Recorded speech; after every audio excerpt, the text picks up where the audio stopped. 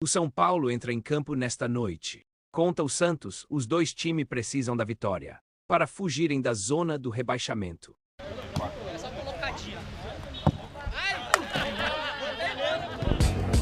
Bom dia. Olá, Igor.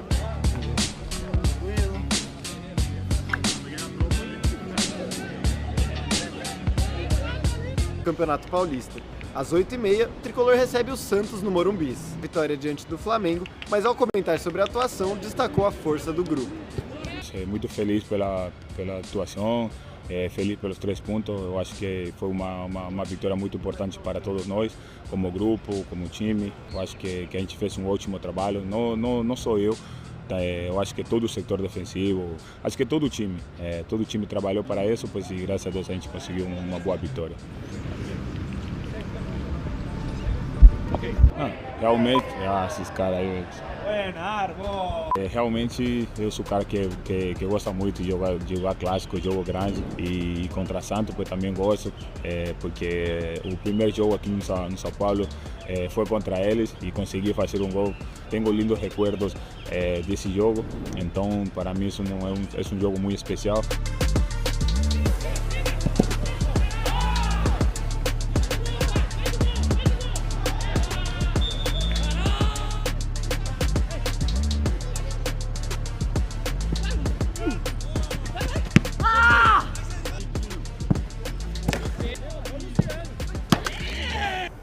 Bora a torcida tricolor, a lutar amanhã no Morumbi. Tamo junto, a gente conta com seu apoio e compra seu ingresso. É nóis.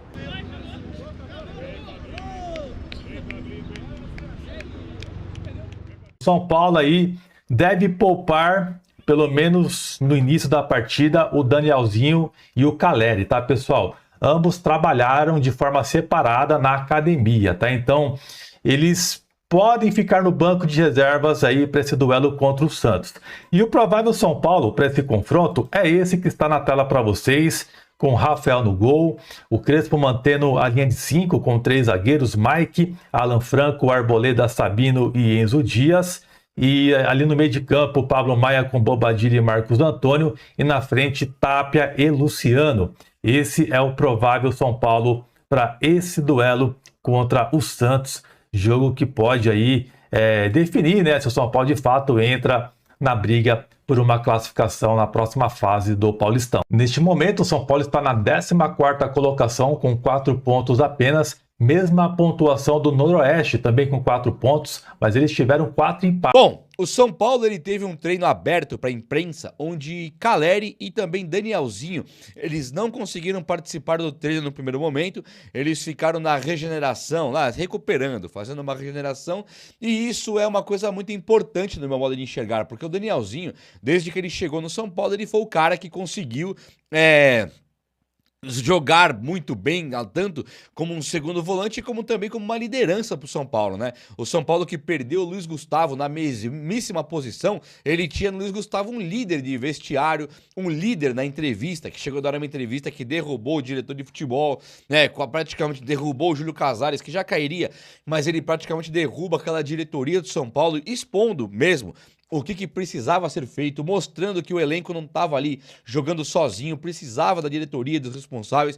Então o Luiz Gustavo ele foi primordial. E claro que o Luiz Gustavo ele sairia do São Paulo depois daquela entrevista e dito e feito, né? Um cara igual o Rui Costa, que foi um dos remanescentes que ficou aí com queda de Casares e de Belmonte, nem fez questão de Rui Costa ficar. Acho sim que o Luiz Gustavo ficar. Acho sim que o Rui Costa é um daqueles caras da corja anterior que também deveria sair. Por enquanto ele tá lá.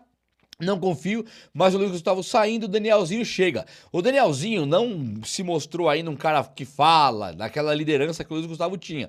Mas dentro do campo, ele mostra sim ter uma liderança incrível, um espírito de competitividade impressionante. Um cara que veio como capitão do Mirassol, num time em sensação, para chegar no São Paulo e dar assistência pro Tapia contra o Corinthians e fazer um gol contra o Flamengo. Então ele se mostrou o cara também dos clássicos. Agora ele fica fora do jogo contra o Santos. Se ficar ficar fora é uma perda muito grande. O São Paulo tinha esboçado aí que iria com o time titular, né, para pegar o Santos, porque ele tem que ganhar no Paulista. O São Paulo tá beirando para não cair no Paulista, tá brigando para não cair e se ganhar os jogos pode classificar para a fase ali de eliminatórias. Então o São Paulo tem que ganhar. Aí perder o Danielzinho é uma notícia muito ruim para esse momento. E o outro jogador também é o Caleri. O Caleri é a mesmíssima coisa do Danielzinho. Também um líder, quando fica fora de campo, fica ali coordenando e cobrando os jogadores que estão no elenco, se mostrando um líder mesmo. Só que o Caleri, ele tem uma outra questão. Quando ele voltou a jogar, agora em 2026, ele não se mostrou aquele Caleri horrível fisicamente que estava em 2024 e no ano total de 25 ele não conseguia jogar bola. Quando jogava estava horroroso. Agora o Caleri chega, pega aquele primeiro jogo que ele fez quase que inteiro contra a Portuguesa, ele perde um gol feito, mas ele faz outros 2. Então depois contra o Flamengo também ele tem uma movimentação interessante, um cara participativo, um cara pivô, um cara que voltou para o São Paulo e demonstrou que o São Paulo estava realmente com uma carência enorme de centroavante, que o Caleri estava fazendo muita falta. Quando o Caleri machuca, o André Silva também machuca, depois Rian Francisco, depois Dineno, o São Paulo teve que meio que aprender a jogar sem centroavante e não aprendeu. Não rolou, o São Paulo realmente ele precisa de centroavante hoje. O time é montado com 3 zagueiros normalmente, né? Então ter o centroavante, o desafogo ali na área, o pivô que segura a bola, o cara do cabeceio, o cara referência para você lançar ou cruzar, é fundamental para esse esquema do Crespo. E o Crespo, que estava horroroso sem o Caleri, melhora também com a chegada do Caleri. É importante ressaltar isso. O São Paulo teve uma injeção de ânimo enorme quando ganha do Flamengo, né? Foi coincidência ou não, mas o Jair Maciço falou que o presidente falou que não tinha rebaixamento, coisa nenhuma.